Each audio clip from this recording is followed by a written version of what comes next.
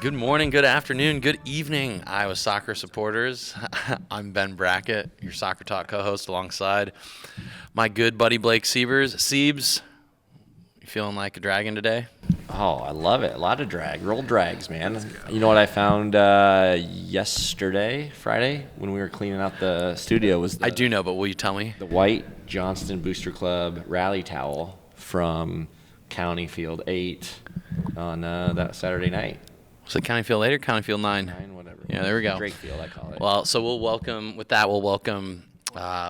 for a 2023 boys state champion head coach, Jimmy Frizzell.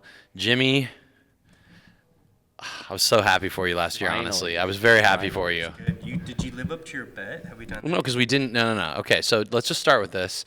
So Jimmy and I in 2022 had a bet that if they were to win the state tournament, that I would put on a Johnston Dragons shirt and say, Johnston Dragons are the best soccer team that have ever played the game. Valley is no good.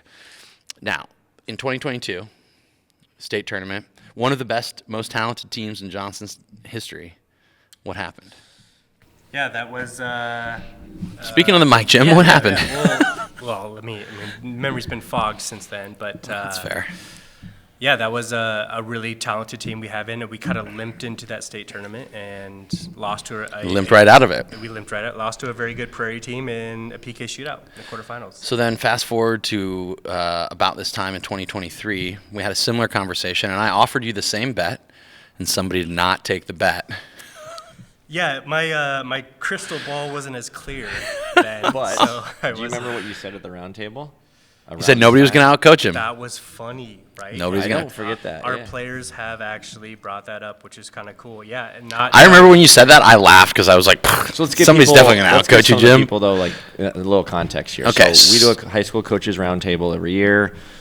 Last year, around this time, so go look, you can go watch it. Jimmy said, what, Ben? He said that, well, because we were rounding everybody up trying to figure out who's going to be the team to beat, and he just said, look, whether it doesn't matter if Johnston's good or not, I will not be outcoached this year.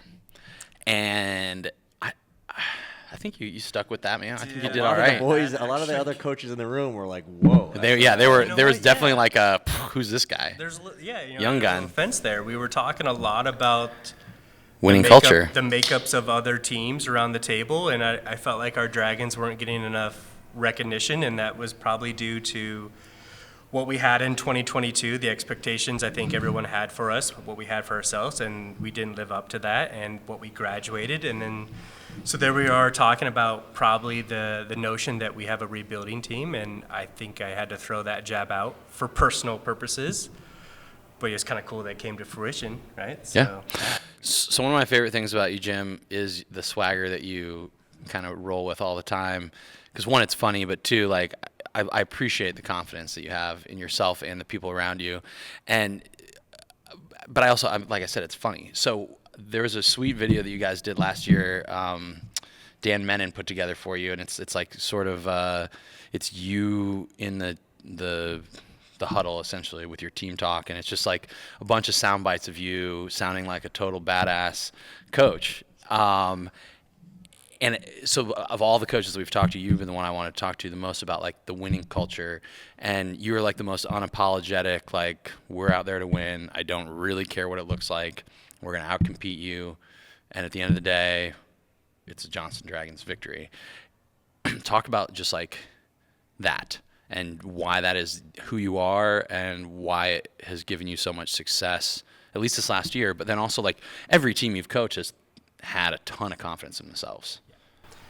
Yeah, well, culture is a funny word, right? And I've been dwelling on it for quite some time as far as like, is it something we're doing that's kind of unwritten within our program that's making us kind of excel, especially these last 3 years? Because, we've looked at a lot of the numbers, and the numbers say that the past 3 years I've been at Johnston, we've won 85% of our games.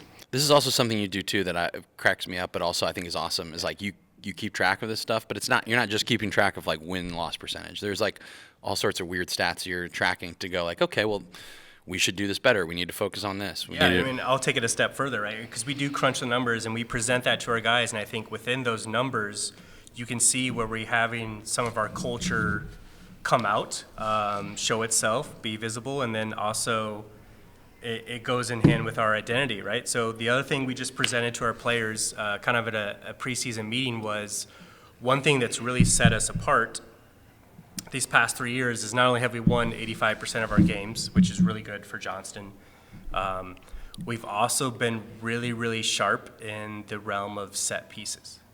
What is that? What do you mean sharp? Are you saying defending or attacking or both? In 3 years, we have conceded goals on 3 set pieces. Right, and that's outside. So we got a little Mikel Arteta here, don't we? That's outside of penalty kicks, right? So we do take a lot of time, and maybe I'm giving some other coaches some insight, whatever. That's fine. We do address set pieces. On the flip side, Who's your set piece coach? His name's Jimmy Frizzell. it's YouTube.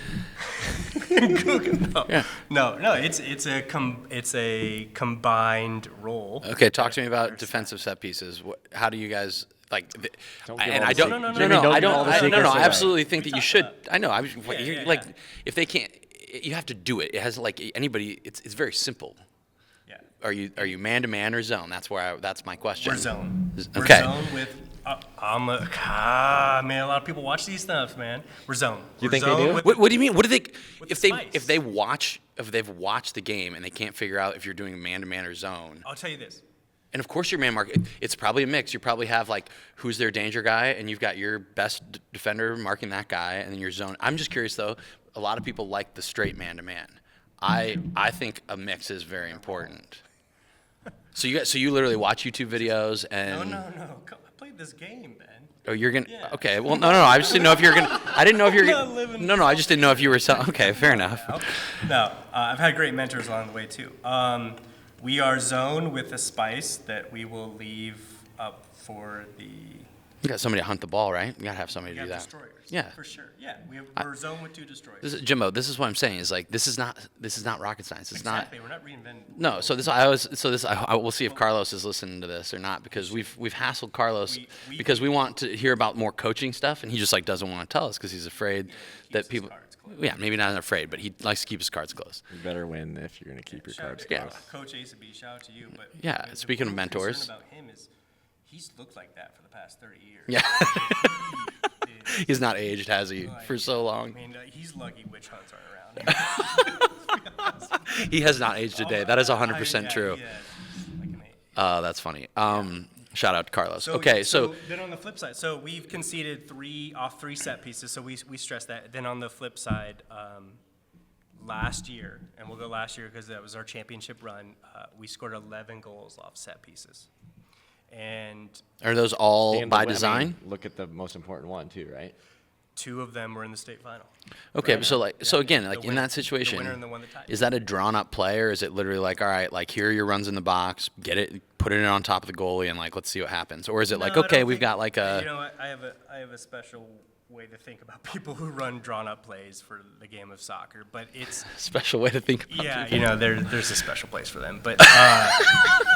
That's not that, because that's not soccer, but we have specific roles each person must contribute and fill on these set pieces, right? Good. And I'll be honest with you, our all-tournament team captain last year played a very big role on those set pieces, and that's why he was, in my opinion, that's why he won that title, and why I think we did very well last year. Which was?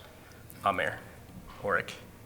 And his role was to beat the goalkeeper to the ball, cloud that vision, and I'm just telling too much. We gotta edit. I don't think you're telling too much. So? Like, are you? Because it's simple stuff. You're right. Everyone knows it. It's how you execute. Yeah, because I was gonna say like, for you, I can envision you literally taking Amir aside and being like, not shaking him, but like both hands on your shoulders. Listen, kid. Yeah. Listen.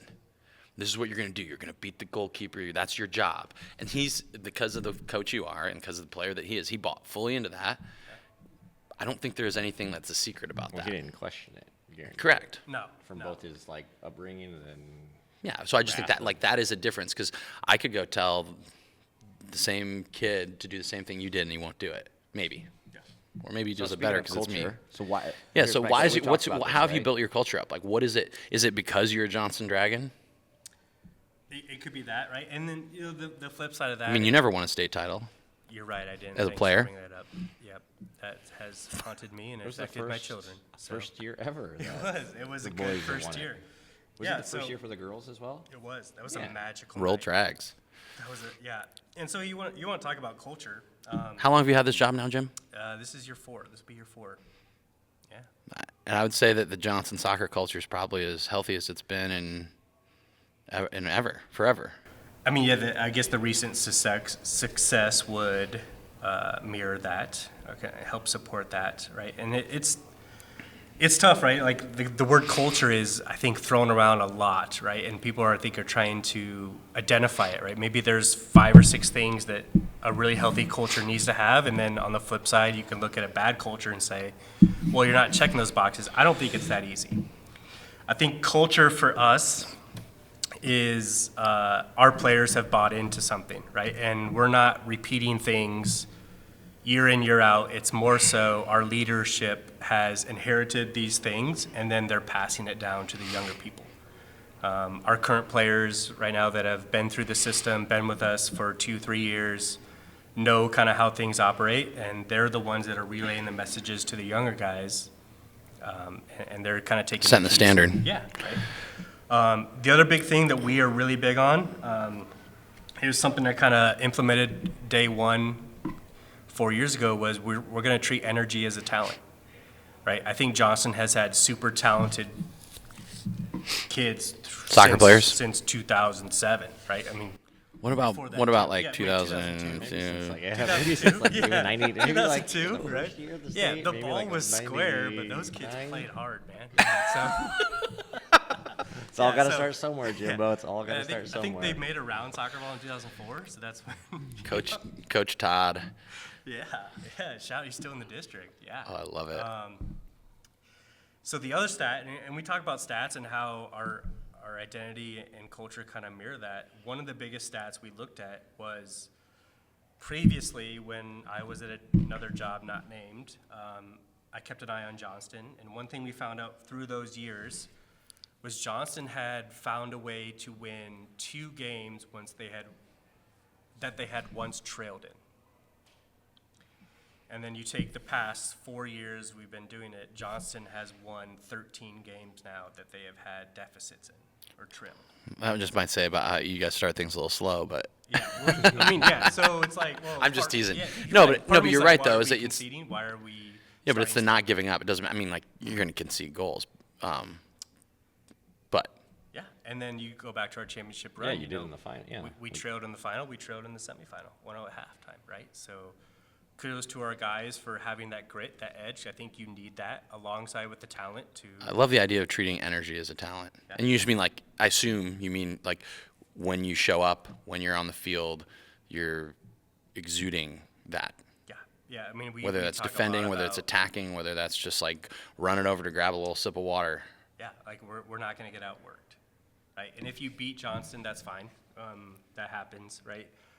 You're going to limp off the field from it, not because we're dirty, but it's going to be a tall task to see us through and get on the other side of it, which is fine.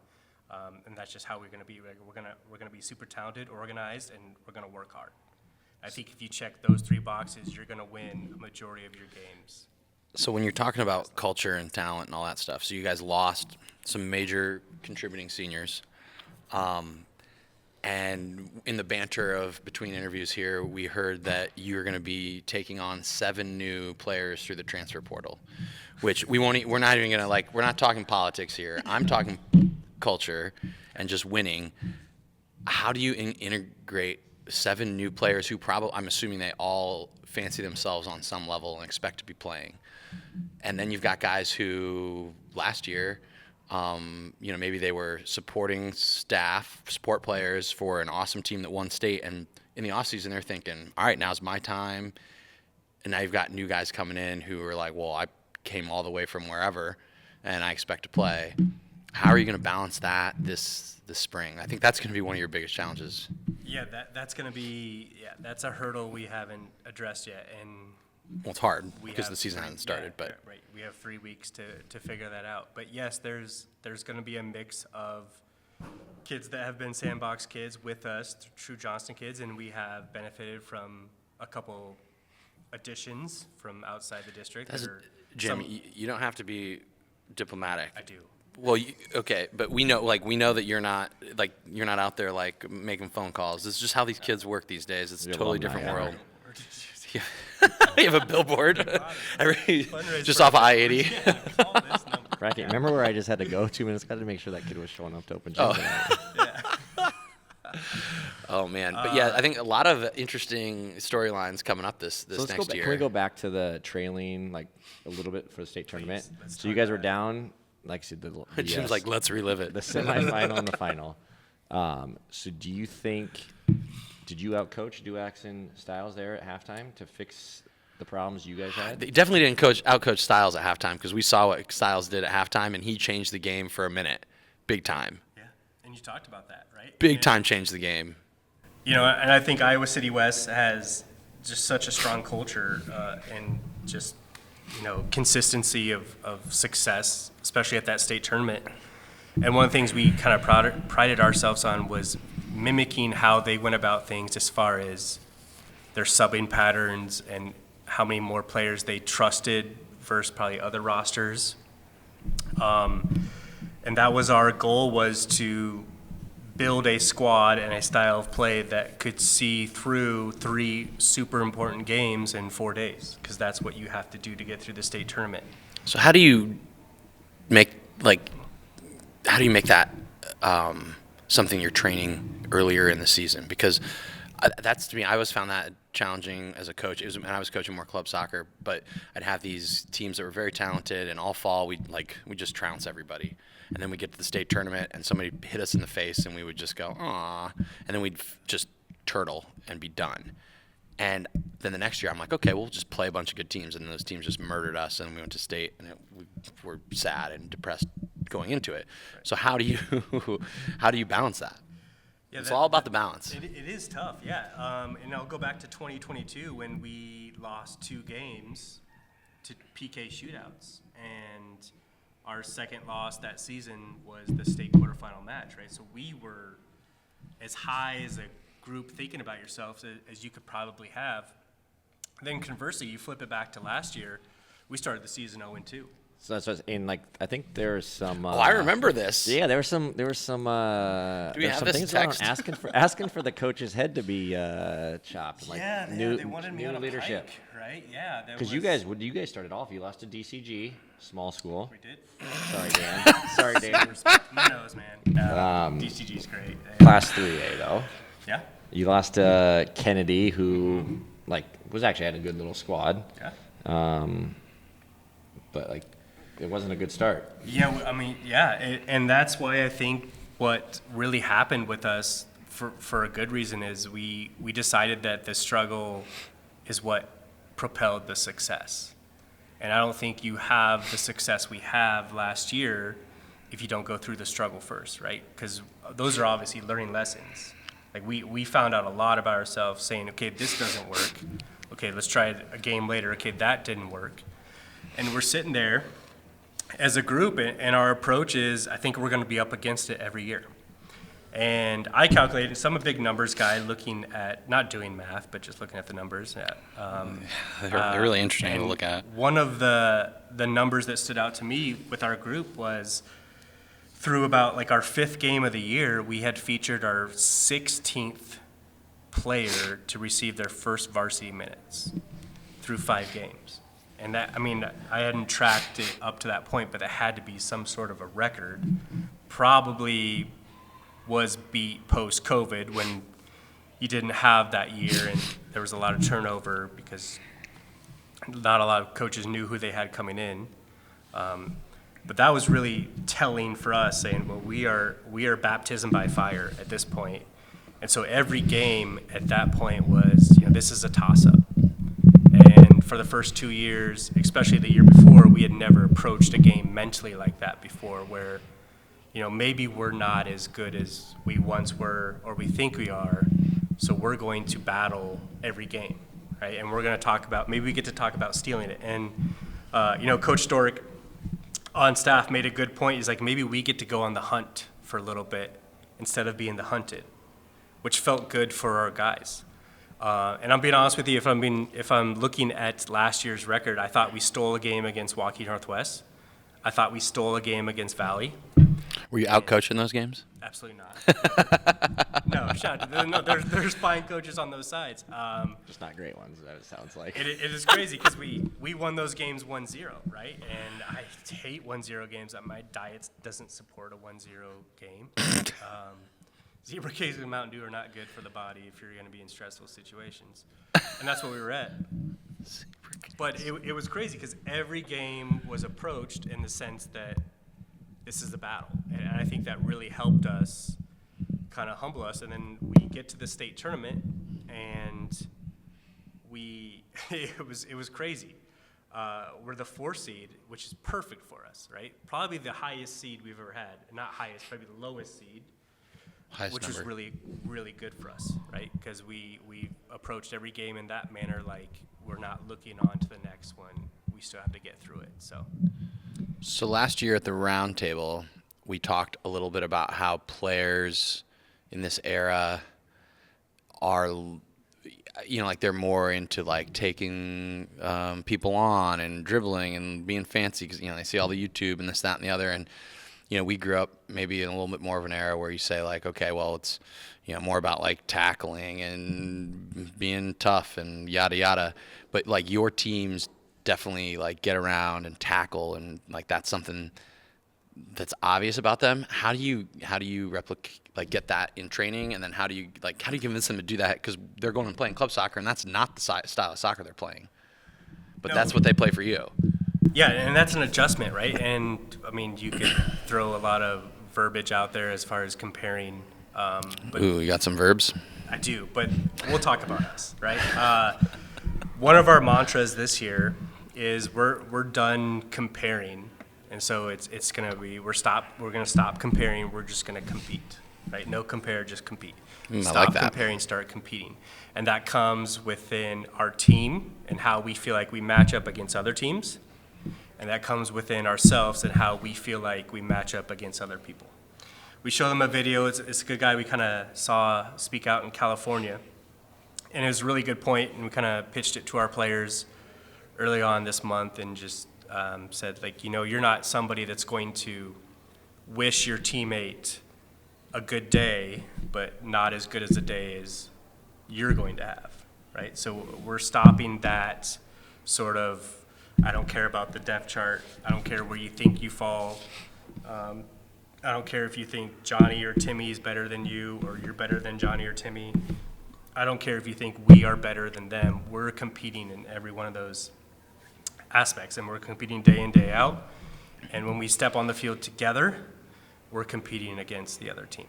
And I think that's what really propelled us last year was we took the approach because of how we started that, man, we're up against it. And we kind of like that. Yeah, well, and there were guys on your team that weren't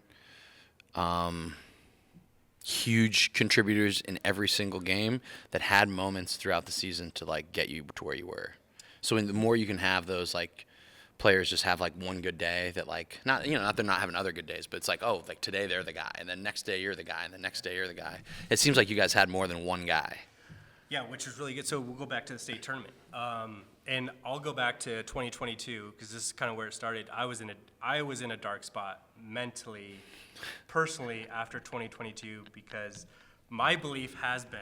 I love you, Jim. Good job, Ben. That bet put him in a dark spot. Yeah. I love you so much, Jim. Dude, I got a butt tattoo because of you.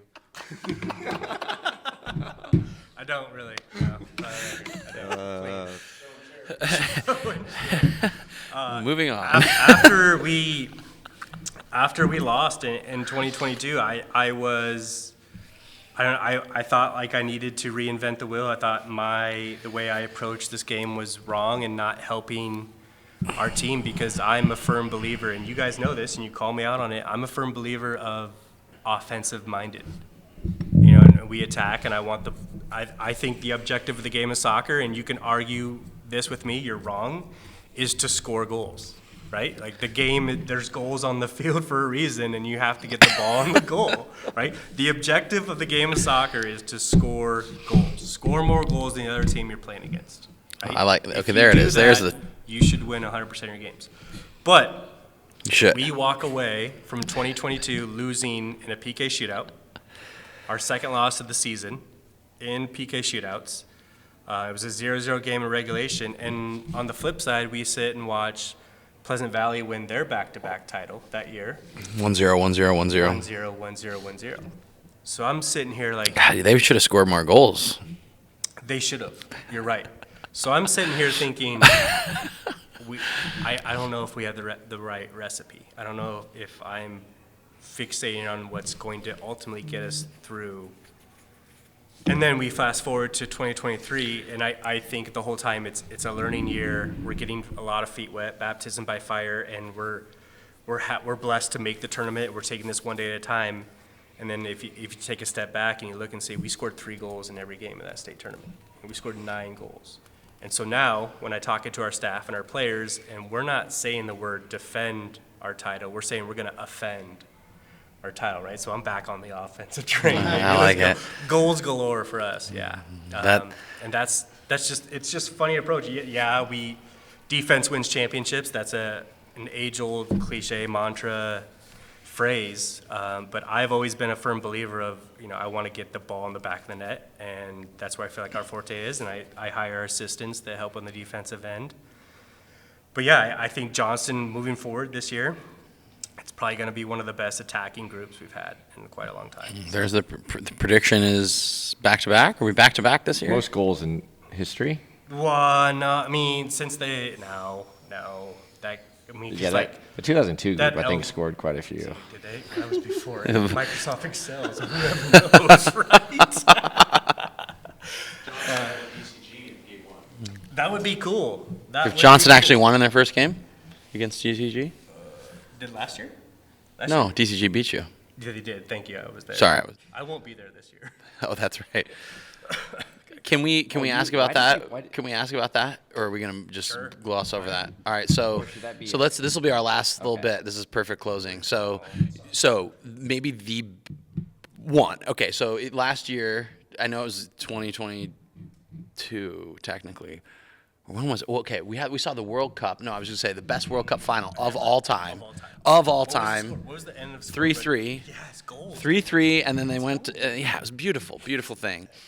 And then you get to see Messi crowned, and then you guys turn around and have the most epic state final of all time. Like there cannot be another one quite like that. That was magical. It really was. Blake as a Dragon, how did you feel that night? Quickly, electric. Speechless. Yeah, speechless. So good.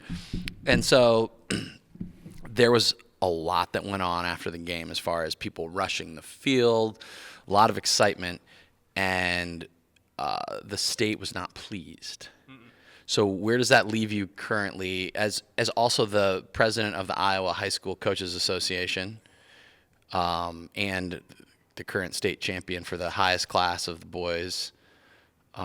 What's your status for early in the season? Yeah. Well, gotta watch a couple games. You're going to sit on the sidelines. No. You sit in the booth? Sit at home. No. You have to watch from home. Yeah. Oh, wow, that's harsh.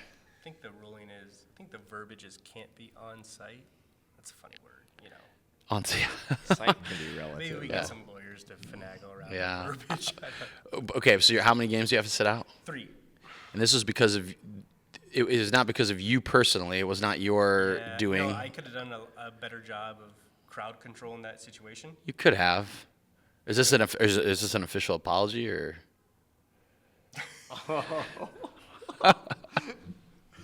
You could go on record apologizing. I could. Okay, you could have done better. Okay, that's fair. Yeah. But ultimately You it was by like. the way, Ben, you were on the field as well. Says, Like, Jimmy, says you did not hold tea, Ben back. Pot tea kettle black right here. That Like little Blake, rope and stuff. you're telling me that Blake the Dragon wasn't on the Oh, I field? was absolutely on the field. Okay, so all right, so Jimmy thought he was going to hold me back. Sorry, Jimmy. I was yeah, running no over way. you. Oh my I God, didn't have noise of so that. I good. didn't. So okay, but so what I'm just trying to understand this though. So you've got to sit out how many games? The first game and postseason, sub-state. The whole sub-state? Yeah. All 3 games? If you Hopefully it's only 2. meaning you'll get to buy the first game and you'll only be 2. That would be ideal. With 36 teams in the class, I think. I'm just saying like that's why you're saying 2. So you have to sit out 3 games what happens if you only, like, let's just say you get knocked out in the first round of the sub-state? Do you have to sit out another game the following year of the sub-state? No, I think that's going to be. It's just like. enough. He's showing up no matter what. No, I think. Oh my gosh. I So have to go through I just think it's so interesting because, like, you're the coach. Things are going crazy. Like, fans rushing the field. Like, the girls had just won, so they rush the field. Like, there's kids from other schools rushing the field, and they don't get punished at all. Yeah. Yeah. All right. That's about. I've covered it. If anybody at the state athletic association wants to talk to us about it, we'd be happy to chat. You think they listen? No, I'm sure they don't. That's why I was thinking you might actually give an apology. We could send it over and see if we can mend the fence. Yeah, and I meant it. I did. Yeah, I just, that was a moment. That was. We'll go back to it because. I'll ask this: Would you do it differently? Oh man. It has to be. The answer has to be no. That was epic. Dude, that's the thing. Politically, is, you just say yes. I would hold back I would all 2,000 people. I would not say a word to anybody. I would just sit there on the bench and just watch. You know what? We'll go back. Yes, I could have changed things, but seeing our players hug each other and embrace those fans, and it was parents out there too, like that was truly special. I think that's the really thing is was. it's going to be hard to recreate like such a back and forth battle and like the actual outcome of the game, but like that emotion and just having all the people on the field and stuff, like it's too bad that they're making it a negative occurrence. And I will say this, right? I don't know who listens to this thing. Right? I will. I'll come back and rewatch myself. But County was exposed that weekend. It really was, right? And I think that was a perfect storm to kind of cap that. The really exciting thing is I think this sport has grown at a level in this state that has surpassed what County can provide. Yeah, maybe the real thing, right, Blake, and we know this from our own personal experience. I disagree so much. But. No, I know, but like we know from our own experience, like sometimes people host games and don't think about how close the player or the fans can get to the field, and it's Best amazing. thing ever. It's the best thing ever, but occasionally there are some bad actors. There's bad actors in college basketball. They storm the court. Like, no, keep it, County. I've never gotten too close to the field. The fan proximity to the field, I don't think was the problem. A problem was, and I'll throw out a sympathy, commending, and respect to Iowa City West. If we're on the flip side and we lose in that fashion, I would have liked for our players to have some place to get away. Yeah. Right? A locker room, a shelter somewhere, right? They just had to stay there, right? And just be celebrated that around. Is something where, like, if you lose in that sort of fashion, you probably want to corral your players and get them out of the limelight or the scene. And I totally respect that. Now, the other thing could be said from maybe association standpoint, is it wise for us to honor an all-tournament team right after these games too?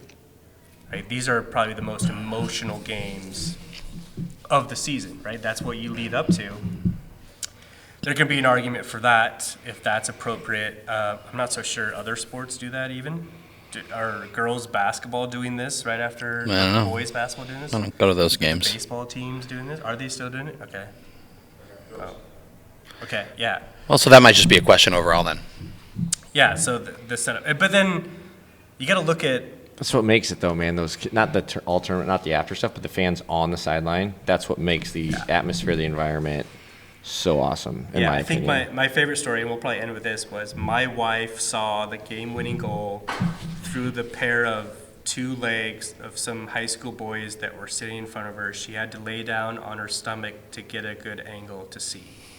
And I think that just kind of speaks to how many people were congregating and around that field. So I think the association's done a great job of fixing, like making it a sweet environment, atmosphere, whatever you want to call it, 3-4 days, whatever you want to, however you want to, like, it's awesome, unbelievable. But Well, let's wrap it up because we'll get Jim talking about all sorts of stuff here if we stay. You gotta get off the camera. But thank you for coming. Congrats and best of luck this next season. And I then need to ask him for a prediction because he's gonna say we're gonna be winning again. So You're doing that tomorrow. I was also expecting him to not have the guts to claim back to back. Are you gonna? I mean, the message is this: like, winning a state championship is super tough. That's why we just won our first one. And then the message to our guys is going back to back is that much harder. We're going to chase what is that much harder. Like, we're going for the top. Some people in this room that have done it, and they don't think it's that difficult. So. Shout out Dan James. Thanks again, Jimbo, and Yeah. we'll see you on the field this spring. Right on. Thank you.